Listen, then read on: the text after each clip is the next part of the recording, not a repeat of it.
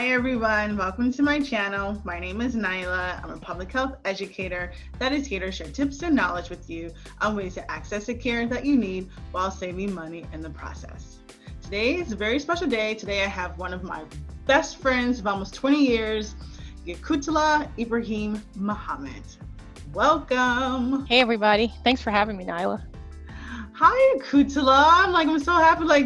You are the second person who has come to my channel.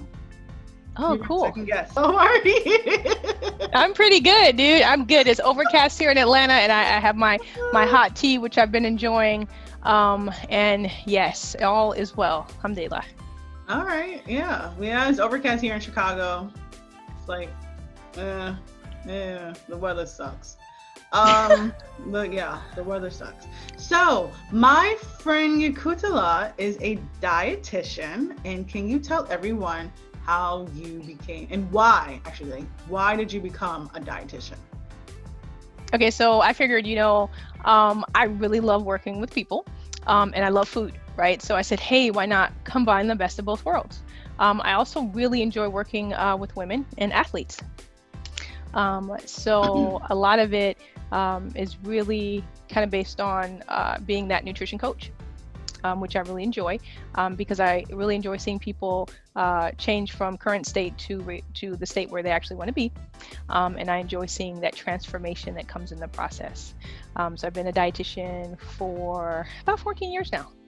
Hey. I really enjoy it. And I really just enjoy interacting with people and, trying new foods and recipes and really just being that coach and accountability partner.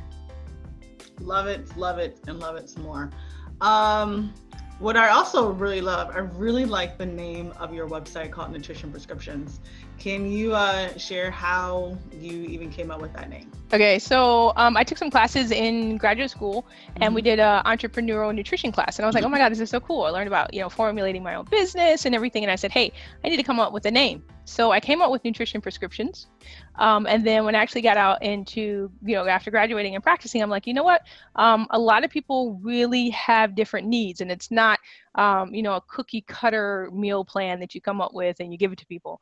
You actually have to listen to people. You actually have to work with people on their various needs, because we all have different needs.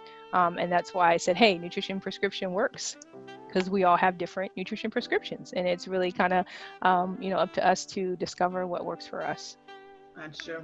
I like that. I understand.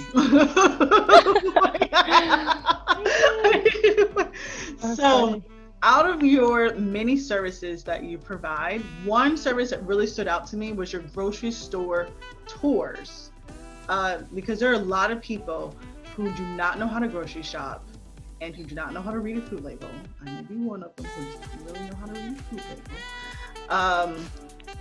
So can you explain how you go about your grocery store tours pre and post the pandemic? Okay, so I guess before the pandemic started, of course, we were doing way more in person, way more interaction. So we would basically set up opportunities where you can do it as a group or individual, and you basically would set up a time where you want to go grocery shopping, right? And we would do like tours where we would say, hey, bring your coupons, make sure you have a shopping list or whatever, and we would literally tour the grocery store. So we would choose a grocery store, wherever you shopped, usually 2 to 3 people, not very large groups, or we do individual. And we would basically go through, we kind of shop the aisles, we shop the outside of the store, we do the frozen food section, and a lot of it was based on learning how to read food labels, learning how to compare cost per unit, right? To really maximize the savings, and also, really look at what are some of the best ways that I can maximize my dollar while also getting a lot of my heart healthy fats, my fruits and vegetables, my lean proteins. So a lot of people come out of it and say, oh man, it's really no difference between national brand and store brand. So we really compare labels, we compare cost, price, a lot of that. And people just kind of come out overall like, okay, I kind of know or have a better idea of what to shop for.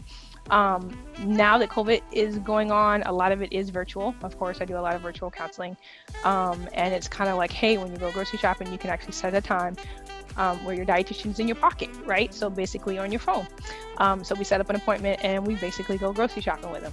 They still have to bring, their coupons and lists and things like that, but we're basically there to serve as a nutrition resource and expert to kind of walk them through the process and really address any questions or concerns they had. Okay, so I heard you mention store brand products. Are you referring to generic? I'm like, because that's literally how I grew up, of literally eating generic food. Our mom used to say all the time, like, this is the exact same thing as what, Same thing. That's how we grew up too. I mean, we went shopping and they're like, dude, it's really not. I mean, if you compare the cost per unit, you can actually save money. And if you compare the ingredients list, a lot of times it's really the same or very similar. So when I eat my honey oats and not honey nut Cheerios, I'm eating the same cereal. And you're probably saving $1 or $2 in the process. Very much so. That part is true. That's what I notice is the money. So me living in Chicago, there are quite a few neighborhoods here that are considered food deserts. And as we know that, when you have lack of nutritious foods and lack of a grocery store, they can lead to chronic diseases. So what are some inexpensive food items that people should buy, because instead of going to get processed food, because we know that that's always like the easy go-to for people. So it really just depends. A lot of times if you're looking for fruits and vegetables, if you can't get them fresh, you can always get the frozen option. A lot of times they will prepare those. They'll basically kind of, process them, chop them up, wash them, freeze them, and then you'll just have them available where you can kind of use them as you want within your recipes, or steam them, or however you want to do it. A lot of times when you're looking for protein, you can get, lean meats if you have those available. You can also do fish if you do like tuna or sardines or salmon, for the most part, because you're still getting your omega-3 fatty acids and you're still getting your protein. So it really just depends on what you have available, because I know in the United States, depending on your zip code, your food options can be very different. And then you have to look at the fact that, if it's a food desert, transportation becomes an issue sometimes. I know when we used to live in Detroit, it used to be like, okay, we'll get to the grocery store, but may not have transportation. So we had to get a jitney to come back. So it really just depends on what you have available. Now we do have an increase in like community farmers markets that are available. And they work kind of, USDA grants or other private grants that are making that more available. I know in Atlanta, we have community farmers markets all over. And then we also have local farmers that you can support, as well as farmers in, the rural areas and things like that. So I encourage people to really look at what's available in your area. Okay. And it's interesting because, we talk about food deserts, but we also want to make sure that we identify community partners, because there'll be organizations, there'll be, churches and mosques and different, facilities or faith-based organizations that will offer some type of support. It's just a matter of knowing what's available and then tapping into those resources. That's so true. So yeah. Here we have like Mariano's and Jewel's, of course our Trader Joe's and Aldi, which are my favorite. I love all these too. But with the farmers market, our farmers markets are out, like usually outside, and they're seasonal. So yeah, I personally do not go to a farmer's market because of that, because one, I forget about it, and two, it's like once a week or it's like on the weekends, and I don't know. I know here in Atlanta, it's usually once a week. But the thing about it is, depending on your community, they kind of go from neighborhood to neighborhood. So maybe once a week in your neighborhood, but the next area, like if I'm in Decatur and ours is on Saturday, then I know Grant Park is on Sunday. And Grant Park is literally like maybe 10 or 15 minutes from me. Yeah. So it just kind of depends on, again, what you have access in your area. And then we do have seasonal markets. I know we're in the South, so sometimes, our seasons go through November, December, because that'll allow you to get a lot of the fall and winter vegetables, right, that may not be harvested in the summer. So the beauty about the farmers market is you do get a good variety of produce depending on the season, because you're going to get different produce with every season. So it allows you to kind of eat from a really good variety. So I don't know, just kind of depends on what you have available. I know here we also have where some of the farmers will come to the masjid on Fridays after prayer service, or they'll be in a church parking lot on Sunday.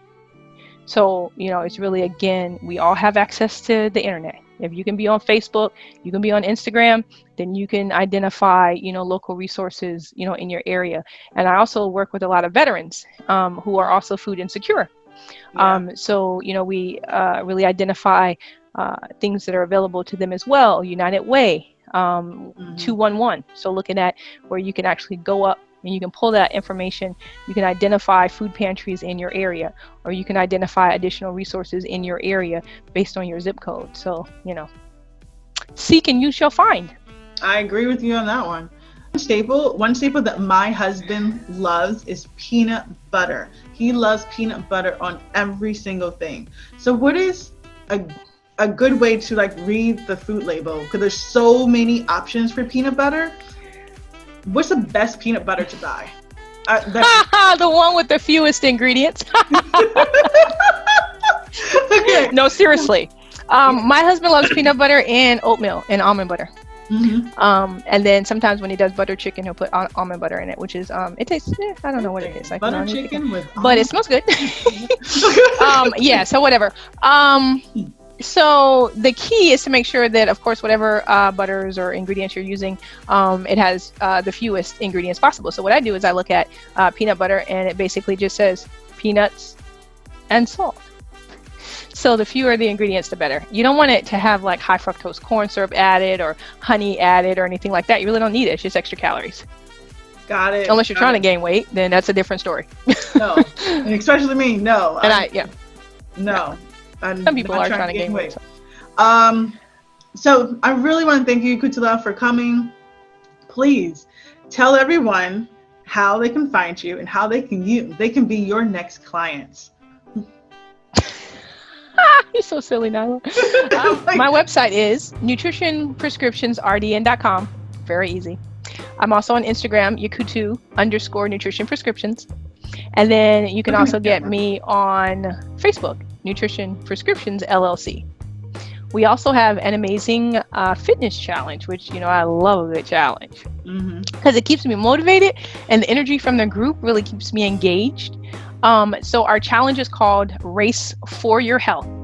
So it's a 6-week program where you actually work with a doctor, a yoga instructor, a fitness instructor, and yours truly, your dietitian. And it's basically a great opportunity to get 6 weeks in of coaching from the various experts. It's real, evidence-based nutrition. You have real personal experience, a life experience. We have a physician, she's pretty cool out of DC, and other providers. So if you want to register, deadline is November 7th. And early registration, you get like prizes, you get t-shirts. It's a lot of fun. Race, the number 4, yourhealth.org if you'd like to register and join us on the 6-week journey. Thank you so much, Yaqutullah. Thank you for coming to my channel. And I look forward to all the great things that you are doing in nutrition. Thanks. Have a healthy week. Take care, you guys. Bye everyone.